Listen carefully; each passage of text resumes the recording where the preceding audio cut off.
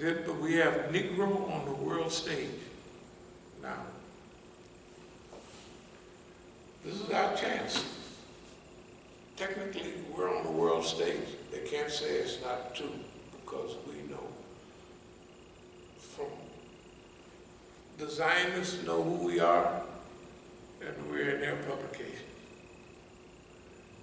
The Iranians trying to play like we don't exist, but everybody that went back, you know what I mean, went back and now they involved in the Iranian TV and radio. And they know where we're coming from. Just because they don't say nothing, it doesn't mean anything to us. Because remember, we didn't do anything for wealth, for popularity, and what have you. That's the difference. I have a friend, not a friend, acquaintance.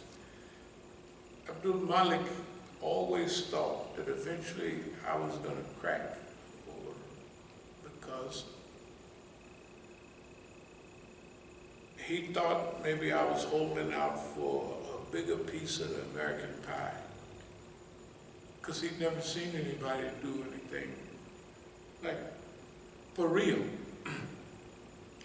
He come out of a whole class of people that were like police officers that there are certain things that will almost guarantee you a recruitment. If the test that they give you, signifies that your self-image is not quite balanced right, and you need the authority that they give you. That's why police shoot so many people. That's why the police, the little fat guy out there, the detective, when they, I am the police. I said, I don't care who you are. Take that badge off and I'll whoop your black ass out here. That's what I was telling the police. Two fellas here. It was when the police surrounded the place and they was pretending like they was looking for somebody, probable cause. They used to do that a lot here. A guy would run in the parking lot, park the car, and then run downstairs when they were working, downstairs 4481. So the police could come in there just to make me upset about it. Because it's hot pursuit. Hot pursuit means I don't have to have probable cause to come in your building or on your property. So I look around one time, there's police coming from the side of the house over there. What there's a white boy with his badge. What you doing? Well, we're hot. I said, hot pursuit, my behind. You got to get off. Don't come here with that mess. One time a month's one thing, but every other day you got to pack that hot pursuit and get away from here. And the Negro, what you talking about? I am the police. I don't care who you are. Little rubber-faced joker, who are you talking to? But that I am the police. They get their authority, that's their authority. They can't tell their girlfriend, I am the police. This nigga is a fool. You know what I mean? They're like, I am the police. But me and you, I am the police, right? And if you don't cooperate, they'll shoot you. And when I went to jail last time in D.C., man, those nice young college grad U.S. Marshals, when they saw what was going on, they wanted to say something, but they couldn't. This little short white marshal, I said, man, you must be crazy. So they move on you fast. And they had me gaffled all up, no big deal, all handcuffed, and then the brothers in the cell are talking about, Imam Musa, everybody knows what's going on, don't do that, don't. I said, that little old punk, ain't nobody scared that little old punk, he need anger management or something, it's a little fool. And then I would look at the college grads,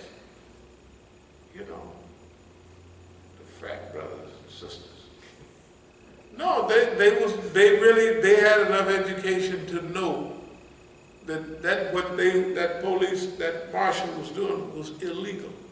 It was inhumane. And he don't have a right to do what he did or what he was doing. And definitely all the older black marshals down there at the DC jail, they already know. They ease by after you've been handcuffed and everything for about an hour or two, you know. And you can call them and say, hey, boss man, you know, got a little age going and, you know, you're handcuffed behind. So starting to feel it a little here, a little bit closer, you know. Wow. They look around and they, you know, since you're in the cell already, you know, they take the belt off and they, you know. But all of that stuff comes from people who need the power of the system to give them authority, because they don't have it themselves. And the people that don't need it, that are just nice young people that graduated, half of them probably come from Howard over there, or somewhere. You could tell they're college grads, literally every one of them. And U.S. Marshal, it's not bad for, you know, a salary. And that's what they wanted. They wanted to work for the government. Once you get in the government, unless you just go crazy, they can't get rid of you no more, right? They have to have all kinds, they gotta have the board of directors and the chief of this and that. They gotta have, you know, all the unions and all that, you know. Anyway, let me speed up. That's the way Abdul Malik is, was, and still is. And even when they see that something is different, they still hold on to it. Like I got a call the other day. My mom was telling me I want a call from somewhere, and I got that call. I called yesterday, called back, you know. And well, I'm not going to talk about it a whole lot no more, because if somebody responds the way you demand it, then you don't want to put everybody's business in the street. You know what I mean? They deserve that. But you could hear Abdul Malik in the background. Not here, but the way things are stated. So I said, well, I made a promise. I said I was going to do this and that. Oh, I said, man, the people don't never quit. They don't, you know, nobody's asking for surrender, white flag and all. They just said, hey, man, this, anyway, we're in a good position. We couldn't ask for a better position. I mean, based on who we are and what we're doing. If you think somebody can make fun of the white system and get away with it, please just lead me to their house. I want to move in with them. I'm studying this. I don't see it anywhere. That's what we're doing. Okay, that's a wonderful job. Who could ask for a better job? You know, you get a chance to be an inspiration to people, and you're not mad, and they can't make you mad. You know, like the dummies, they call, I still like it. If they call now, I just see who it is. I don't want to talk to them now. But they'll get mad, you know, when you call somebody and you don't answer. They get madder and madder. You know, no, I ain't going to answer. You know, I'll answer tomorrow. You know, I won't answer, you know. And I'm not going to cut them off the phone. You know, they got a cut off. You can't call me no more. I don't want you to call me. Zoop, just like that, right? I keep it open. Come on, call. Let's see what you're up to. Because we're in charge of this thing. This is, what did we call it last week? When the rabbit got the gun. What do the hunter do when the rabbit got the gun? Right? Okay. That's us. Okay, I want to talk about a couple more things. I had mentioned to both of y'all about maybe soon a propaganda video. You know, we could just discuss that, and want each of y'all make a video, or whatever. We could discuss where we want to go with it, because we're going to make a video here ourselves. Like, in fact, anytime you want all the cars out there, you know, to take pictures of all of those cars out there. And then we're going to make a flyer. A flyer is for people around here. You know, the flyer will explain who we are, what we're doing, and we will also list all our websites and stuff like that, where they can punch in, they say, hey, this is true what the guy is saying.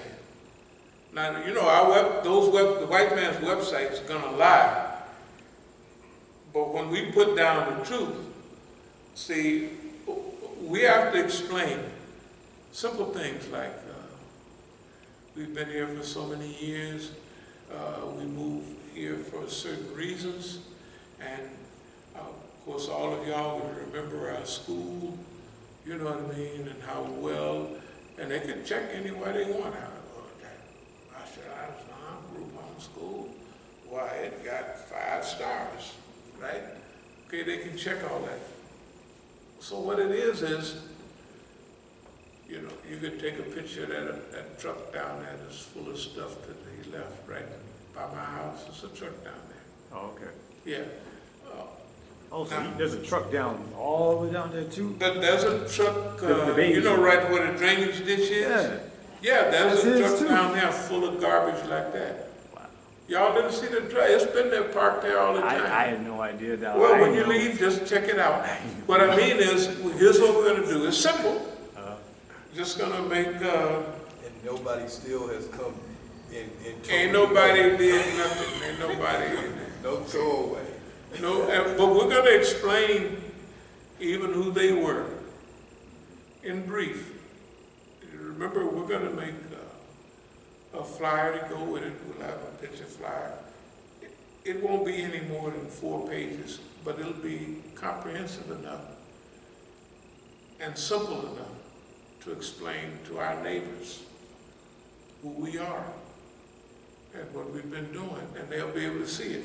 See, we want them to know that I know y'all seen how many cars we've had over a period of time, because some we sold, some we kept, and that's what those cars are. Those cars are out there, and they're sabotaged, right? And da-da-da-da-da, on and on and on. So it's just simple. We're gonna get the value, and we're gonna reintroduce ourselves to our neighborhood. Now, all of our people up the hill, they're all, basically everybody right up the hill, they're all our friends. And they used to see, because Brother Tufel used to take the kids out, and they would run up the hill 2 at a time or something. And they had a physical fitness program. He had them in pretty good shape. Looked like, right? Yep. Yeah, them kids was rolling, you know. And then, you know, like how they are, but they good class. PD physical training is coming up, and they be gold bricking and trying to get out of the class, you know, stuff like that. But they did good. So we'll explain, just in brief, it's not a long-winded stuff, the sabotage of our community, and this is what, and then explain to the people who we are. And very briefly, that we plan to stay here, and this is some of our goals. And this is what we've done already. So we're going to explain to our environment. Now, we may not get the 50 or 100 of them made, you know, because remember, it's just for the people around that can see, you know. But generally, the people that we try to serve food to, you know, that type of thing. Then after coronavirus, we'll get back to food, inshallah. I'll talk later on about our house in California, because The house in California has been thoroughly trashed. It looks like, it makes Fred Sanford's place look like really, y'all may not know who that was, but really modern and up to date. It's Fred Sanford's joint. Red Fox and Junkyard Man. Yeah, I know you're. But I'm Googling it now. yeah, Fred Sanford did. I'm looking it up now, Yeah. just so I You can. don't remember Fred Sanford? You don't remember Fred Sanford? No, I know. Oh, I know. I was watching Fred Sanford. Yeah, okay, yeah. Okay, anyway. So, now, you know, like we got the thing with the youngsters, I mean with the auto place,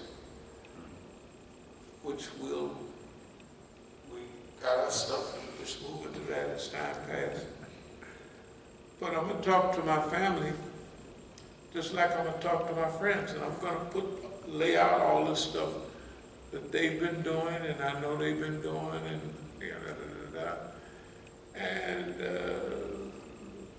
technically, my family is not too bad because they, you know, I mean, they, you know. Well, family always gonna drop a little something and play like they didn't say it or something, you know. So it's no problem. So they're not bad at all. So, but they gotta fix up my property and maybe 2 years back rent and what else? Maybe 25 or 30,000 because they messed up. They broke in so many times in a place in the back, and they couldn't break in that place in the back unless somebody let them in because you gotta go through a gate that makes noise, and you know what I mean? And you can't just, anyway, it's a long story. And the stuff they took from here, I took 7 volumes of Quranic tafsir, the ones that, and then the other volumes of Quranic tafsir, and only the government knows to take those from me. And all, it was really a nice office. We had a duplicate machine there, we had whole boxes of As-Sabiqun, you know, literature. And we could just pull out this one and go out and pass it out. You know, it was my office. And they just raided it, that's all. And they would do other stuff there too. But they get the same chance that the card guy gets. They can fix it up. Well, they don't have to do nothing. Technically, it don't have anything to do with our policy, what we're gonna do. But if they want to, they can go on and do it. That's what our demand is. As far as this,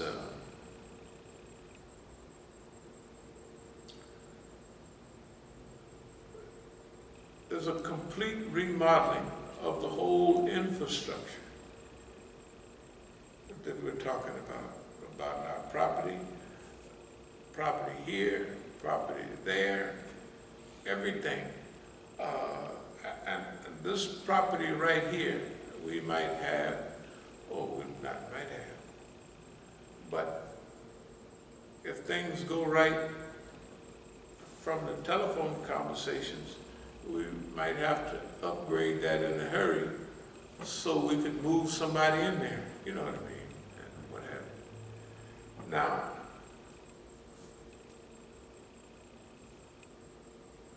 moving somebody in, man, we're in a different period. So, especially financial period. So we might have to postpone the moving in type thing until we go to South Africa. We've been threatening South Africa all along. But South Africa is a sure thing for fundraising. It's a sure thing. I mean, we can stay there as long as we want. We can do what we want. At least that was then. That don't mean that they won't get the message from boss man and say, you gotta go. But at least we'll get an open message. Hey, you you gotta go, your persona non grata, you know, and what have you. But they did that once. They run me through the search and this detail and that detail, and I told them it was an African and it was a white man at customs. So he went through all his changes, and then to the brother I gave him lectures of Malcolm X, and I had enough stuff to show him. I said, yeah, y'all apartheid. And it was close enough to that time that, you know, we was with y'all. You know, and we're here to do this, that, and nothing. Then when the white man is about to finish it up, I said, just a minute, homeboy. I said, you searched my property, but you haven't searched me. I said, so you was just hassling me. So you know the protocol? I said, yeah, that's the protocol. This protocol is, you're customs, you're gonna just run your mouth and go through all of my stuff, right? And take me out of the line and do all of that. And you searched everything, but you haven't searched me. So I was just telling him, I know what this is. If it was really meant something, you would search me first. Right. Yeah, search me first. But anyway, let me try to speed up. Let me go back to the 13th Amendment for a minute, back to the drug war. Part of this whole package is redemption and reparation for the last 60 years of their behavior, 50-something years. So that's part of what we're about. That's part of why we're doing what we're doing. And what we've always talked about, whatever happened, we are already an example, a model of behavior. There's no Negro organization that have survived as long as we can with no scandal. You gotta remember, no scandal. At least not with me. No scandal, no money, no girls, no nothing. Impossible. They don't make Negroes like that. They don't even believe it. Even people now, some of the people watching, I don't believe it. Something has got to be going on.